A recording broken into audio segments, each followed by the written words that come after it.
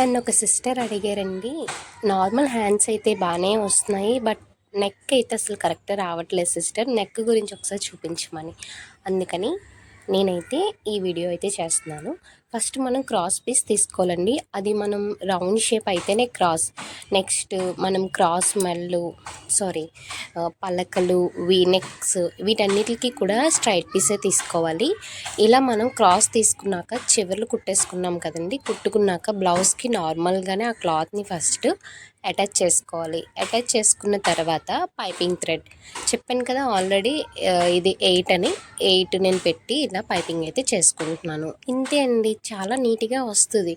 మనకి హ్యాండ్స్ అయినా నెక్ అయినా ఇదే ప్రాసెస్. చూస్తున్నారు కదా, మనకి కుట్ అనేది పైపింగ్ పక్కన పడాలి. అప్పుడే మనకి చాలా నీట్ ఫినిషింగ్ వస్తుంది. అలానే చాలా కూడా బాగుంటుంది.